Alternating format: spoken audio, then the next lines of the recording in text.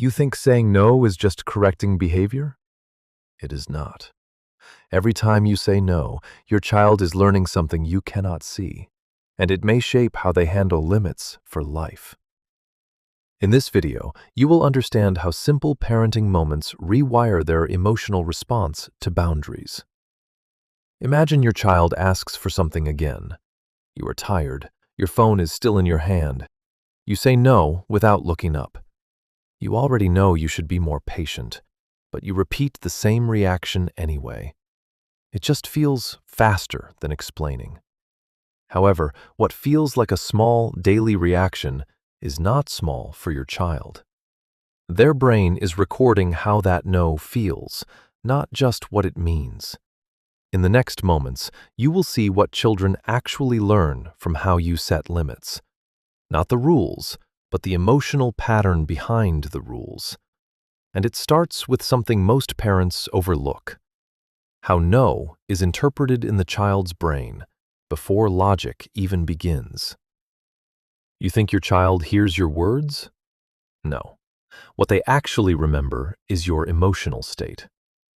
Imagine a tired afternoon. Your child runs up to ask you for something. Your eyes are still glued to your phone screen as you casually say, "No." You think you are just setting a boundary, but in that exact moment, the child's brain is encoding something else. They do not process your logical rule. They only feel the sharp emotional tone of your distraction. An instant association is formed. To them, your limit means emotional withdrawal. Later, you might wonder, "I'm just saying no. Why is this such a big reaction?" But the hidden cost is heavy. Your child either becomes hypersensitive to rejection, or they will completely ignore your boundaries down the line. What you think is correction is actually emotional encoding. Not every no becomes discipline. Some become emotional memory. Because how you say no matters much more than the word itself.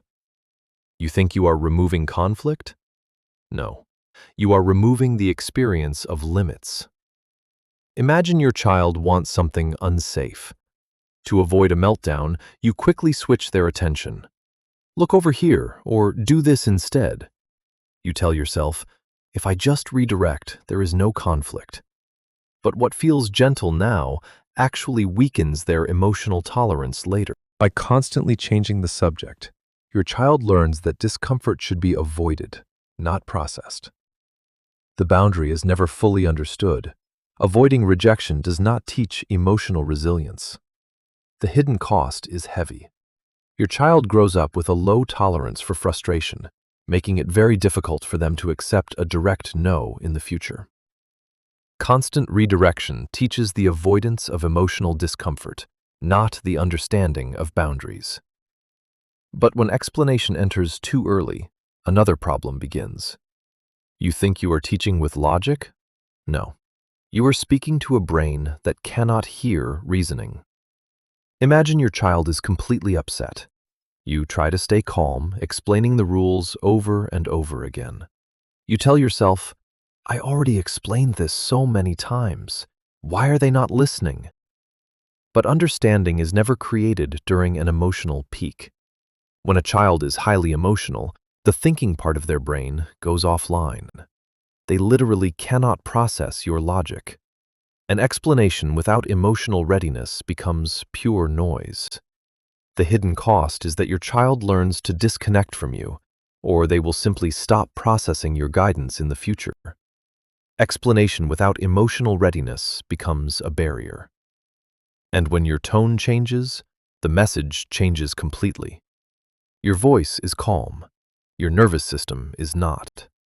Imagine speaking softly to your child while feeling deeply frustrated inside. Your face is controlled, but your body is tense. You might ask yourself, "I was calm. Why didn't it work?" The truth is, children trust emotional consistency more than soft words. They quickly detect microsignals: your posture, your facial tension, and your breathing rhythm. The hidden cost is heavy. Your child becomes hyper-aware of your emotional shifts, and they may suppress their own emotions just to stay safe. Tone without inner calm teaches emotional confusion.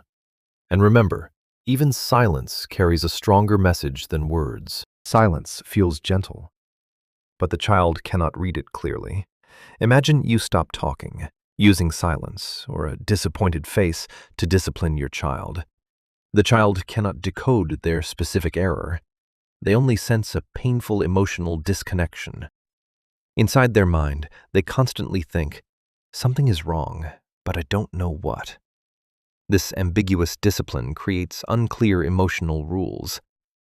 The hidden cost is deep anxiety around your approval, forcing the child to constantly over-adapt to your emotional cues.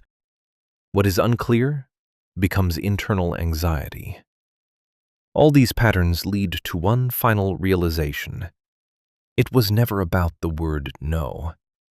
You might tell yourself, "I thought I was teaching discipline." But the truth is, children do not learn discipline from rules, but from the emotional patterns behind them. The repeated daily interactions of saying no while distracted, quickly redirecting, explaining during a meltdown, and using cold silence are silently building a long-term emotional template in your child's brain. Discipline is not instruction. It is emotional repetition. The hidden cost is personality-level patterns, avoidance, anxiety, or emotional suppression. What you repeat emotionally becomes your child's personality. And this final realization closes the entire framework. Saying no is not a parenting technique. It is a repeated emotional signal your child learns to interpret over time. What matters is not the consistency of rules. It is the consistency of the emotional state behind those rules. There is a big difference between a parent who understands behavior and a parent who simply reacts to behavior. One changes patterns. The other repeats them without noticing.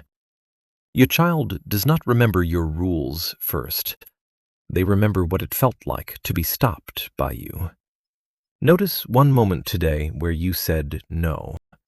Not what you said, but how you felt when you said it. That moment tells more than the words. If this made you reflect, there is more beneath everyday parenting than most people see.